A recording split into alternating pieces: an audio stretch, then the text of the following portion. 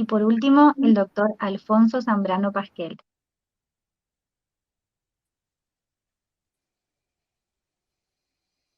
Doctor, tiene la palabra.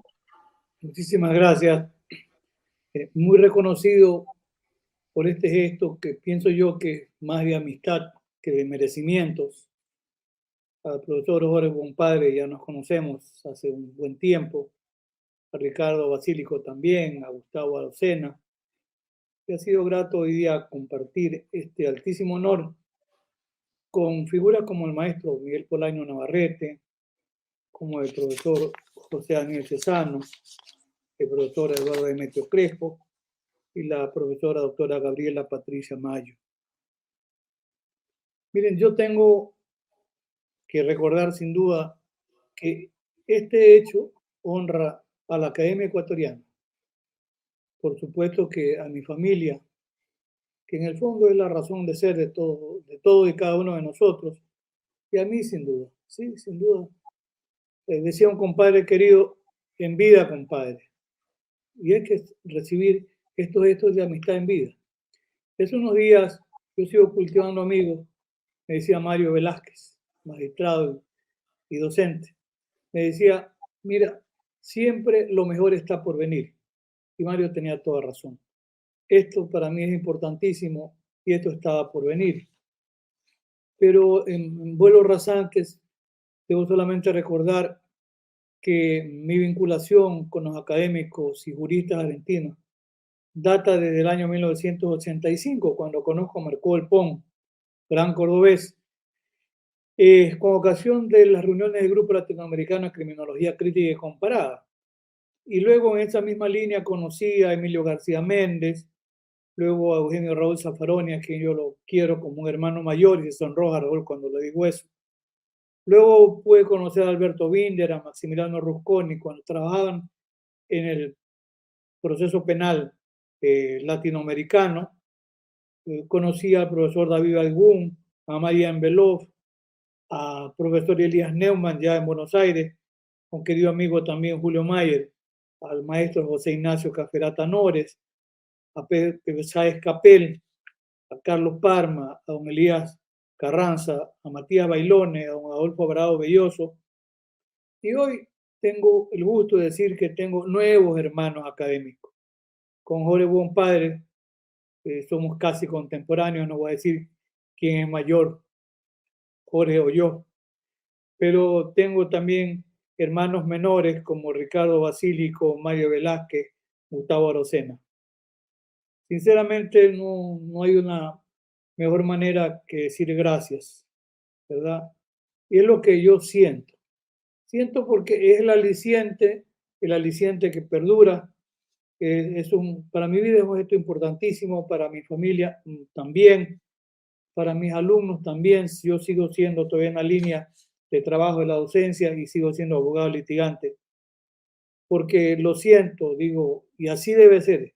Sinceramente, a todos ustedes, muchísimas gracias. Alfonso, la academia está agradecida. Muchas gracias.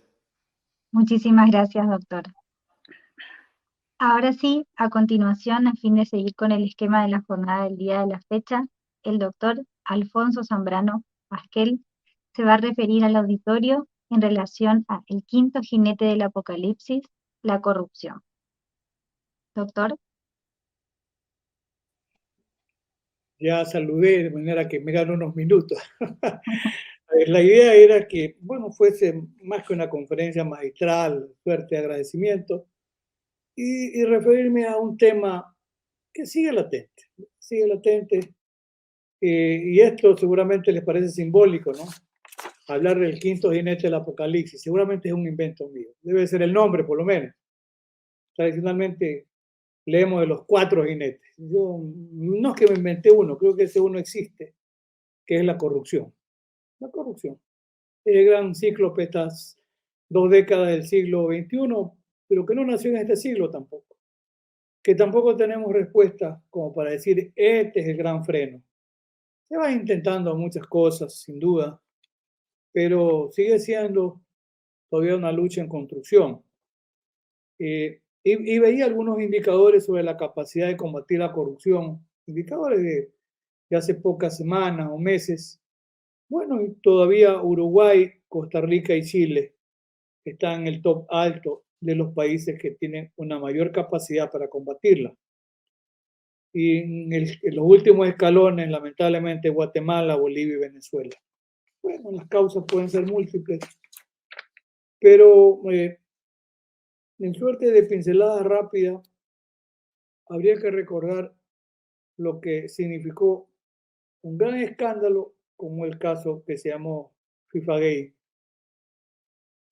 Increíble, ¿no? Eso sacudió el tablero a nivel mundial, saber que había actos de corrupción y se llegan a descubrir porque está la presencia de Joseph Blatter, ciudadano norteamericano que fue procesado, murió en el año 2017 cuando estaba a la espera de condena porque él actuó como un cooperador eficaz o eficiente, grabó las reuniones en audio y video con alguna pluma, con algún pin, etc. Y claro, allí la Caballería Mayor de Estados Unidos, la fiscal Loretta Lynch, hizo un operativo con el apoyo de la Policía Internacional, fue a Suiza, estaba en un castillo disfrutando la plana mayor de la FIFA. Fueron algunos aprendidos, se armó proceso. En realidad se transparentó mucho de los malos manejos que se venían haciendo al interior de la FIFA. Claro, allí queda ya un punto en discusión. La importancia que debe tener, que puede tener un colaborador eficiente o eficaz, o el delincuente penitente o arrepentido. No sé si habrá cambiado de opinión, pero mi querido amigo Raúl Zaporón es muy contrario, maestro y amigo. El profesor Zavala Vaquerizo también decía que no se puede negociar con quien no tiene ética o no tiene moral. Pero alguna vez en un encuentro en la UNAM de México, en realidad se planteó la discusión, y esto era en el año 1986. Para aquel momento, dijo alguno de los profesores, bueno, si no le damos paso, era año 86, a esta posibilidad de cooperación, ¿cómo se puede penetrar en la fauce de la delincuencia organizada transnacional? A la final es un mal menor. Vamos a disculpar a un delincuente arrepentido de menor cuantía para tratar de llegar a lo más importante. Bueno, ese es un tema que hoy se sigue discutiendo. Muchos códigos procesales penales tienen la figura del delincuente arrepentido, unos con excepción de pena de manera total y otros, como el caso del Código Orgánico Integral Penal de Ecuador del 2014, con una pena reducida.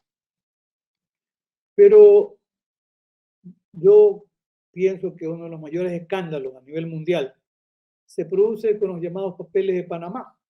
Hay que recordar que dos periodistas, y hay momentos en que el periodismo de investigación puede ser positivo, no siempre, pero sí es una investigación muy importante en muchos países y puso en evidencia el nivel de la importancia que tenían los paraísos fiscales, lo que significaba un estudio jurídico, digo el nombre porque está en el caso y además fueron procesados Mossack y Fonseca de Panamá, donde los abogados tuvieron que dar información, seguramente por algún acuerdo de delación premiada, pero ahí aparecían pues figuras de la política, emires, reyes, diputados, futbolistas, corredores de auto, de fórmula, figuras de la farándula, una cantidad impresionante de personas que habían llevado su dinero a paraísos fiscales.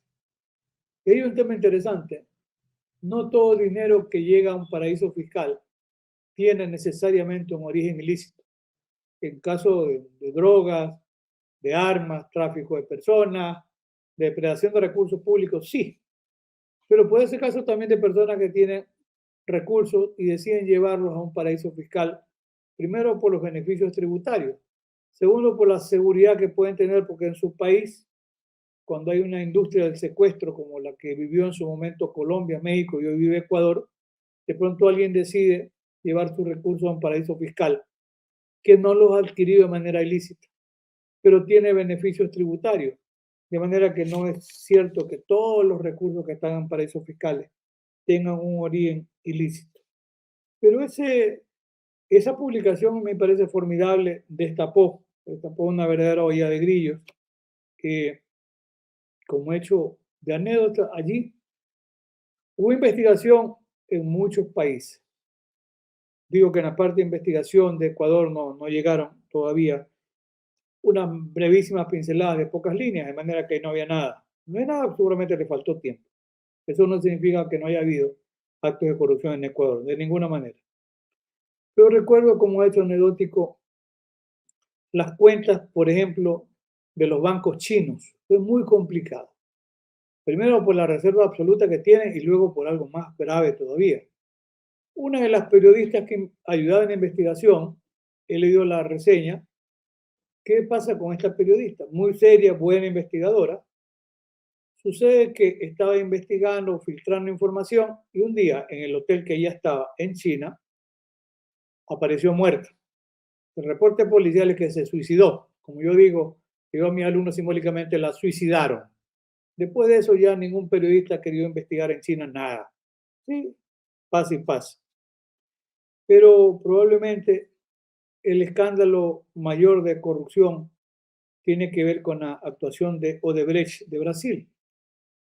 Una transnacional de la construcción, se piensa que probablemente en América Latina, por lo menos en América, era la principal constructora, tenía activos, me refiero a personas que trabajaban en un orden aproximadamente de 180,000 personas. Construía, bueno, conozco lo que pasaba en América Latina, no sé si construía también en Europa, construía mucho en Estados Unidos y hoy sigue construyendo ampliaciones de aeropuertos, autopistas impresionantes. Lo que pasa es que hoy sigue construyendo en Estados Unidos seguramente sin sobreprecio y sin coima y con control de calidad en la hora que produce y a buen precio. Sigue. Interesante es que el Departamento de Justicia de Estados Unidos, el FBI, investigan Odebrecht. Hace una investigación importante. Estados Unidos tiene pues, una ley para reprimir prácticas corruptas en el extranjero. Nos puede llegar, no nosotros los que estamos aquí, todos tenemos buena fama y buen prestigio, sin duda, y además no tenemos recursos que ocultar. Pero esa ley de prácticas corruptas en el extranjero les permite llegar a muchos lugares. Y además tiene una ley antigua, la famosa ley RICO, que tiene que ver con actos de corrupción. Esa ley RICO estaba allí, pero recuerdo también un hecho anecdótico. Cuando era fiscal de Nueva York, Rudy Giuliani, hacia la década de los años 80, bueno, en realidad del 75 en adelante, a las 5 familias grandes de Nueva York, de la mafia, los Gambino, los Bonesio, los Luciano, etc., empezaron a investigar. Pero el tema está en que no tenían pruebas o evidencias y le dicen, seguramente a algunos de los asesores, y recuerdo porque he revisado material, se consulta incluso a un eminente profesor de la Universidad de Nueva York que había sido uno de los gestores de la ley RICO. ¿Cuál era la consulta? ¿Podía utilizarse la ley RICO, por ejemplo, para interceptar llamadas telefónicas? Recordemos que Estados Unidos, por las enmiendas, son más fuertes que los 10 mandamientos, digo a veces simbólicamente, era el derecho a la inviolabilidad, no solo de la defensa, la enmienda 5, la 6, la de no incriminación, etcétera, la cuarta, los registros no indebidos o ilegales, que serían fuentes para prueba ilícita, que es un lindo tema también aquí, en el planteamiento del combate a la corrupción, y al que luego le daré algunos minutos, no más de lo necesario. Y el profesor les dice, sí, se puede utilizar la ley RICO. Y es impresionante porque les permite, ¿verdad?, pinchar teléfono, poner dispositivos, e incluso se puede llegar a determinar a través de las grabaciones autorizadas por un juez que la propia policía de Nueva York, que en su momento llegó a ser considerada la policía más corrupta del mundo, que ya está en la década de los 80, Incluso le pedía trabajo a la mafia. Deme trabajo. El trabajo de la policía en Nueva York y en cualquier otra parte de Estados Unidos y no sé si del mundo, toca la sirena, se detiene el vehículo, llegaba el policía en servicio, disparaba y luego iba a cobrar. Y eso aparecía en las grabaciones.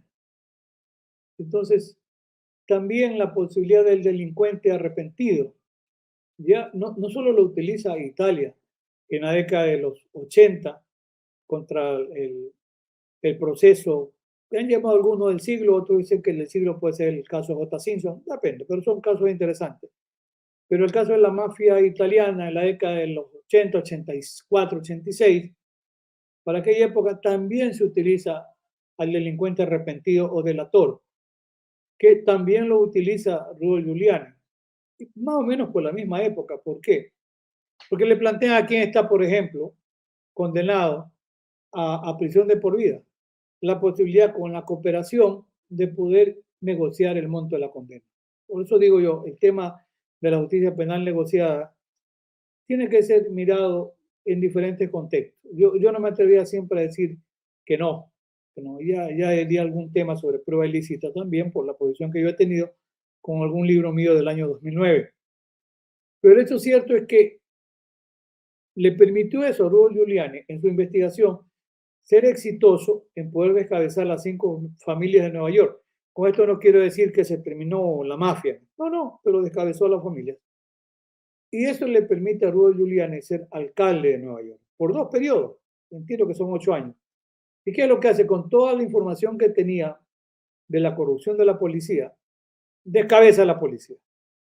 Como es típico ver en esa época, porque es famoso un reloj Omega de oro con su nombre, del reloj, en la pensión y se va. Y luego da paso a una policía que en principio, en las primeras épocas, era una policía que se decía no solamente altamente tecnificada y científica, sino además en principio era una policía incorruptible. No sé qué pudo pasar después, pero en todo caso, ese era el tema con incluso la aplicación de la ley Rico en su momento.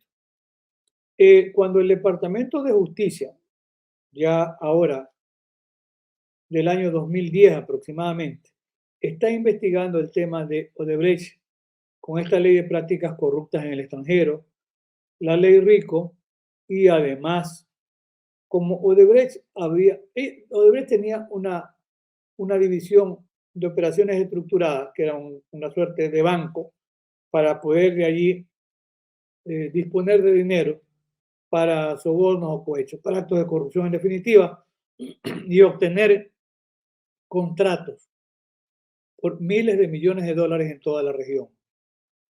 La lista es impresionante. Pensaría como 2 ejemplos. Alguna vez se dijo que pasaba cuando la Fiscalía peruana visita a don Norberto Odebrecht, el tercero en la línea de sucesión, y él estaba preso en Curitiba, fue condenado a 19 años, 6 meses, luego negoció, entiendo que hoy, porque primero va a arresto domiciliario, va con su avión privado, su piscina temperada y demás, entiendo que hoy ya goza de prelibertad. Pero cuando lo visitaban los fiscales panameños, dominicanos, peruanos, él decía, le preguntaron, bueno, el tema de Perú, digo, sí, se le dio 20 millones de dólares a Alejandro Toledo, ¿sí? Él reconoce incluso que a don PPK Kuczynski lo habían contratado cuando él dejó de ser ministro de Economía y había recibido dinero. Y eso le cuesta a la presidencia porque lo sensato era que cuando le preguntan, diga, sí, señor, yo fui un asesor financiero para ciertos temas de Odebrecht y me pagó honorario. Los negó. Eso le costó un juicio político y se fue a la casa.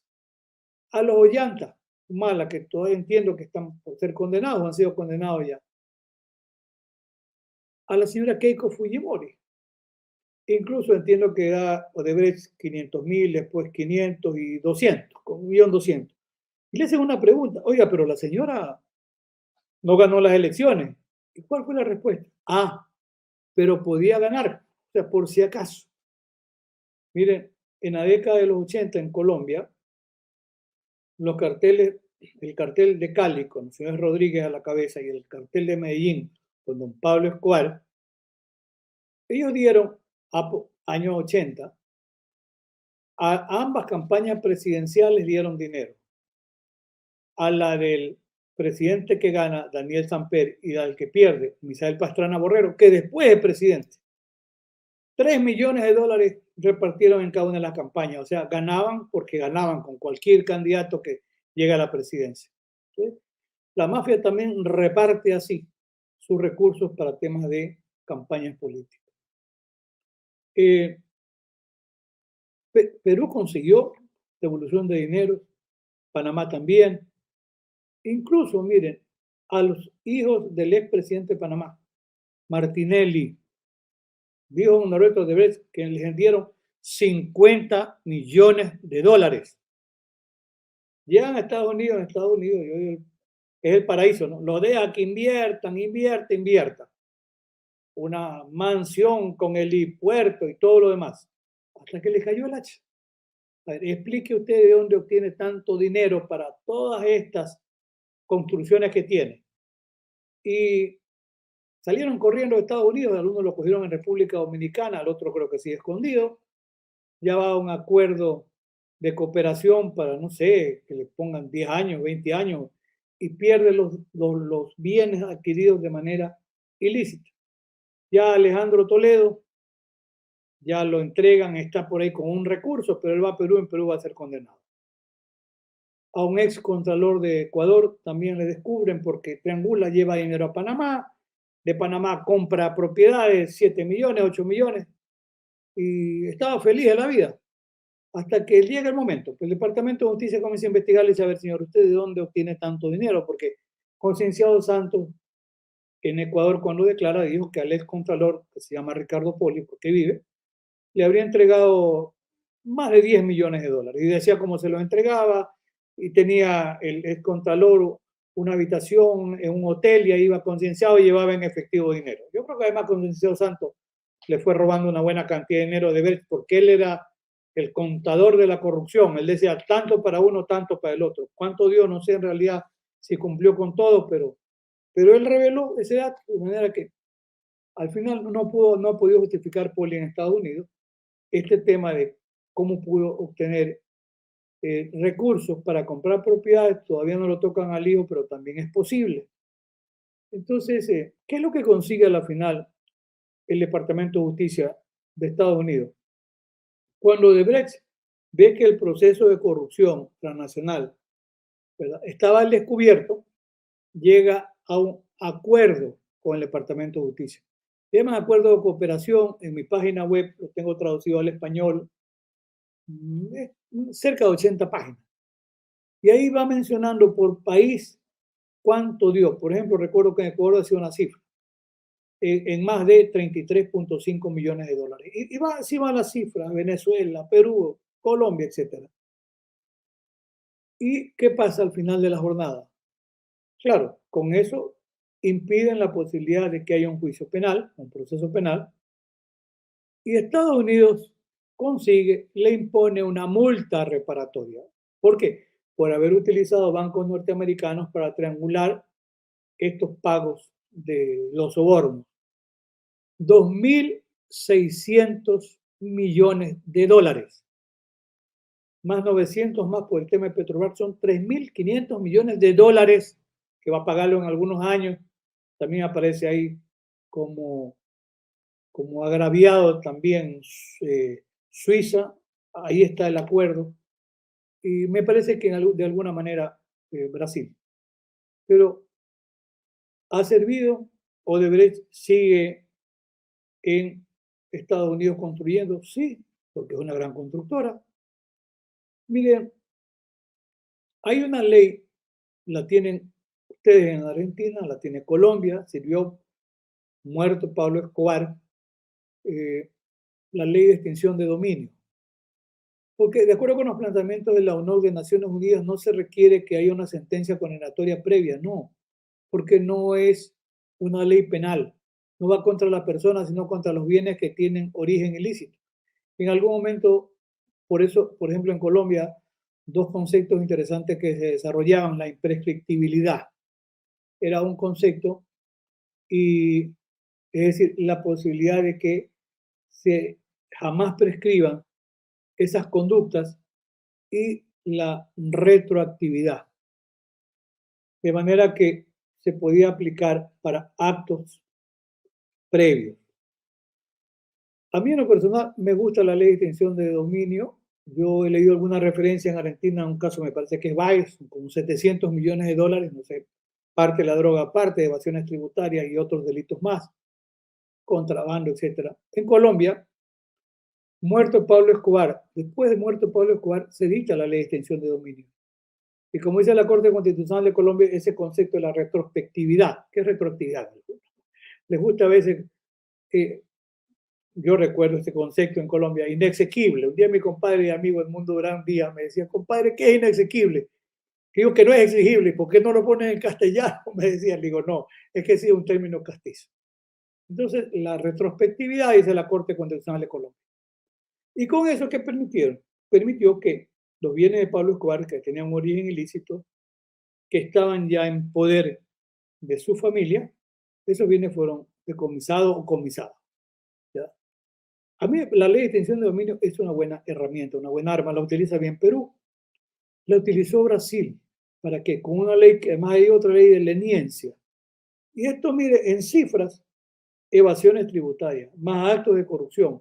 Las grandes constructoras brasileñas, la misma de Brecht, Andrade Gutiérrez y OAS, mire, han llegado a acuerdos de reparación, ninguna ha quebrado, pero hay acuerdos de reparación.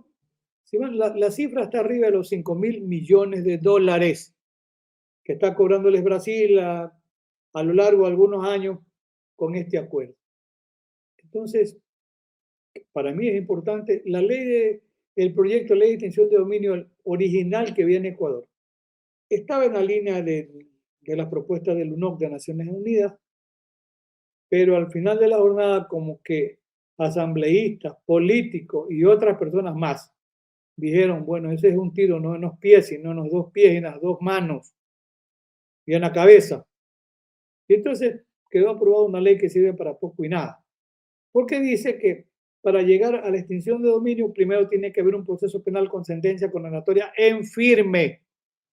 No sirve para nada. Pues yo le he dicho, mire, si basta la figura cautelar del decomiso de la aprehensión de bienes, ¿para qué? Igual, si hay el decomiso o aprehensión, pues cuando termine el proceso los bienes pueden ser rematados, etc. Pero está la ley, que es un saludo, porque sirve para poco y nada. Y cuando se hace planteamiento, ¿y por qué no la reformamos? No, nadie quiere tocar el tema. Entonces, hay en estas ideas o propuestas, a mí me parece interesante.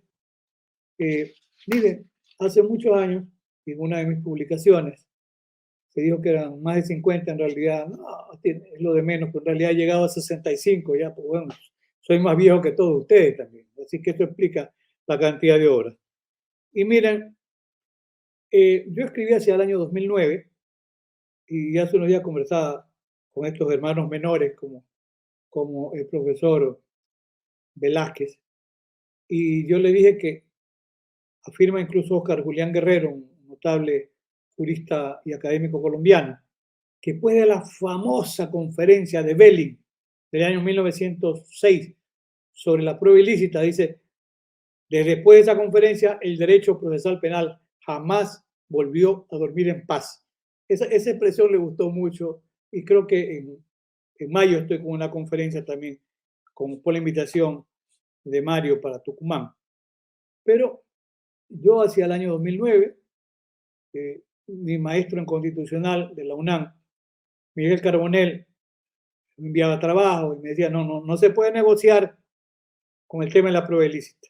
Claro, el profesor Roxin dice, es un mecanismo de contención para evitar el abuso de la policía. No se puede negociar.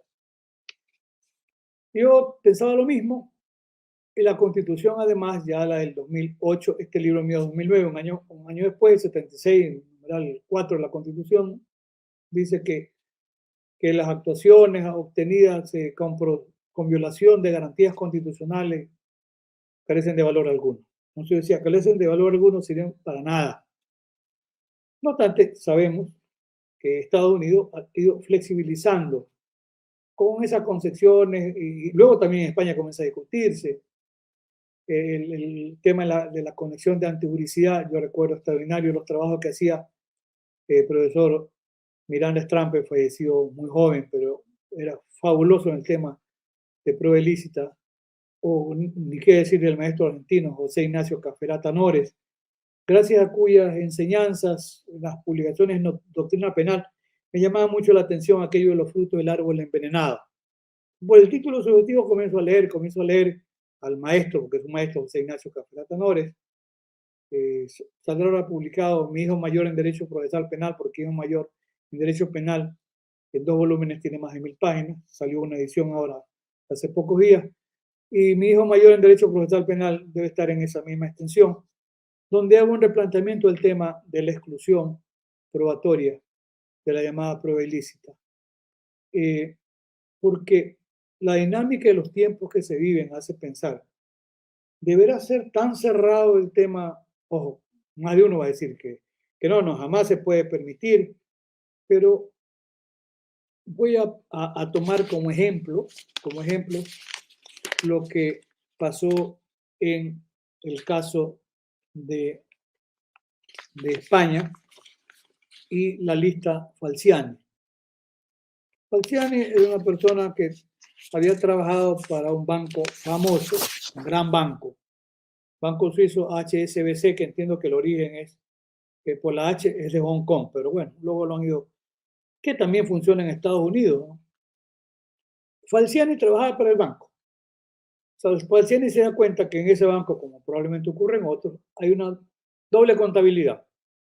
Y se lleva una lista muy importante donde había figuras muy prominentes a nivel mundial que allí depositaban recursos. O sea, en principio, el HSBC no es considerado un banco que esté en un paraíso fiscal, aunque la verdad es que ya no sé muy bien porque he visto unos documentales extraordinarios de la cantidad incluso de empresarios de la India que van a Inglaterra a ocultar su dinero. De pronto tienen miedo que les roben en la India, que van con mayor seguridad a Inglaterra, pero cualquiera que sea la razón.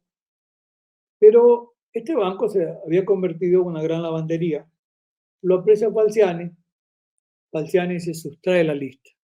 Y claro, el banco lo persigue a Falciani, que entiendo que por el apellido es italiano, lo persigue por Francia, va para España, y en España Falciani entrega la información. He visto, no sé si Falciani lo llaman a alguna conferencia, pero vive en España o vivía en España. Una persona que es procesada porque su nombre aparecía en la información que da Falciani, constante en una documentación sustraída al banco. O sea, en principio había delito, claro. Esta persona propone, dice, a ver, hay que respetar el 24.2 de la Constitución de España, que tiene que ver con las garantías del derecho al debido proceso fundamentalmente, y dice, esta prueba es ilícita. Y a mí no me rompe la intimidad, mi estado de inocencia y lo demás. Y a mí no me pueden llevar a proceso con una prueba ilícita que además ha sido ilícitamente obtenida. Pero bueno, la segunda sala del Tribunal Supremo Español, en una sentencia de la 116 del año 2017, bueno, construye una muy importante propuesta en el ámbito de la doctrina y en la exclusión de la prueba ilícita, y se decanta por qué. Dice, si hubiese sido, ¿verdad?, obtenida por la policía sin autorización de un juez, entonces sí era prueba ilícita. Pero como esta fue proporcionada por un particular, y omiten decir el particular, la obtuvo porque se la había sustraído ilícitamente también. Y le dan valor al contenido de la lista Falciani. He leído algún material y se dice, bueno, una gran cantidad de personas estaban en la lista y por eso había la preocupación, no solo de España, sino de otros lugares. Se creyó que en el amparo el Tribunal Constitucional Español iba a decir, esto es prueba ilícita, exclusión probatoria total, pero no pasó así. El 16 de julio del año 2019, el Tribunal Constitucional Español convalida la obtención de ese medio de información y consecuentemente no da lugar a que se siga planteando esta discusión de la prueba ilícita. Alguna vez cuando leo algunas reflexiones y he tenido oportunidad de conversar con Jordi Nieva Finol, que él es catedrático de la Universidad de Barcelona, alguna vez planteaba casos límites, ¿no? Que los he conversado en algún momento con Mario Velázquez. Dice, bueno, ¿qué pasa si se dispone o autoriza el allanamiento a una determinada propiedad? Por ejemplo, para investigar asumamos que carro robado, y sucede que ahí se encuentra el cadáver de dos niñas que habían sido violadas, estranguladas. Vamos a decir que no sirve el hallazgo de los cadáveres, sí sirve. U otro caso, se autoriza que se ingrese a un domicilio, por ejemplo, para recabar artículos sustraídos y se encuentra 2 toneladas de cocaína. O sea, vamos a decir que hay prueba ilícita en la obtención de la cocaína. Son casos interesantes y en lo que yo he podido revisar, se recurre, sin mencionarlo al profesor Robert Alexis, a la ponderación, que al final el test de la ponderación no dice ese gran, sin duda, filósofo alemán de la escuela de Kiel, entiendo que ya está retirado, que más o menos dice esto, porque también nuestro código orgánico, la Ley Orgánica de Garantías Jurisdiccionales y Control Constitucional de Ecuador también la consigna, que dice así: cuanto mayor sea el nivel de afectación o de lesión de un principio, tanto mayor tiene que ser el nivel de aceptación del principio opuesto. Que yo le digo a mis alumnos, ¿qué pasa, por ejemplo, en la obtención de fluidos corporales, cuando la víctima es una niña o un niño? Y el Código de Procedimiento Penal decía, y dice el Código Orgánico, que en ningún caso se pueden extraer fluidos corporales sino con el consentimiento expreso. Y bueno, yo alguna vez he tenido una consulta a un fiscal y a un juez, le dije, a ver, tiene que ponderar. ¿Por qué? Porque aquí está el Código Procesal Penal, pero está la Constitución. La Constitución habla del principio de interés superior del niño, también la Convención de la Niñez y Adolescencia. Y el ejercicio de la acción penal en el Ecuador, de acuerdo con la Constitución, el 195, dice que actuará atendiendo a los principios de oportunidad, mínima intervención penal, pero dice además, atendiendo al interés público y los derechos de las víctimas. Y pondere, si usted se convence, puede sacrificar, sí, esa previsión normativa que dice que en ningún caso. ¿Por qué? Porque hay un interés superior en tratándose de un delito que generalmente no tiene testigos. Entonces, es interesante también lo que ocurrió en España. Es un lindo tema además. Pero para concluir en razón del tiempo, ¿qué falta? Leyes, estamos saturados de leyes. Tenemos las figuras de especulado, cohecho, conclusión, enriquecimiento ilícito, enriquecimiento privado, incremento patrimonial no justificado y un montón de etcétera. Yo recuerdo en esto algunas expresiones de un querido amigo como Julio Mayer.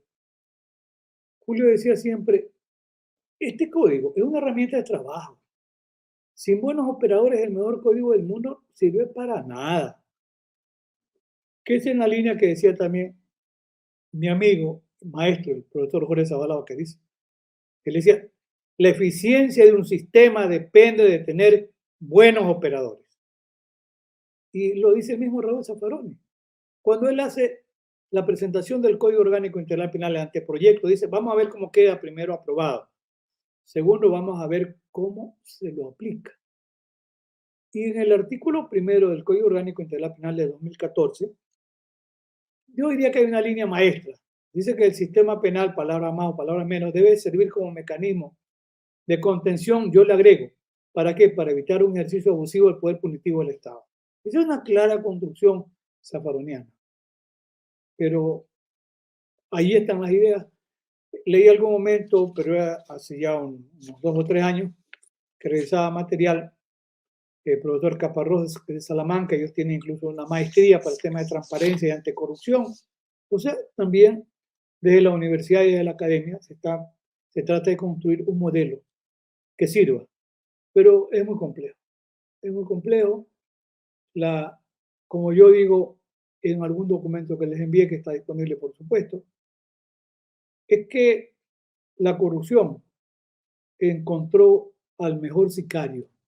¿El mejor sicario cuál es? Es el dinero. O sea, lo que nos había dicho Sutherland en 1949, el año en que yo nazco, que surge delincuencia de cuello blanco, sigue teniendo vigencia, pero por supuesto, personas que por el poder político, económico, social siguen siendo impunes. Cuando un alumno me dice, maestro, cayó un delincuente de cuello blanco, no, si ya cayó ya no es delincuente de cuello blanco. Ese es un falso delincuente de cuello blanco, como esos falsos positivos. Y Alessandro Barata decía, hay un proceso de criminalización primaria cuando la ley se crea y un proceso de criminalización secundaria cuando la ley se aplica, donde hay un proceso de selectividad positiva, se aprende a algunos, y un proceso de selectividad negativa, se deja de aprender a otros. Pues yo a mis alumnos y a los amigos y todos les digo, hay que leer ese prólogo que hizo Raúl Zaffaroni en Justicia a la Carta. Extraordinario. Pone en evidencia cómo se puede manipular un sistema de justicia a través, por ejemplo, de consejos de la judicatura, como lamentablemente también ocurrió en Ecuador. Y con eso, sinceramente, concluyo. Muchísimas gracias. Muchísimas gracias.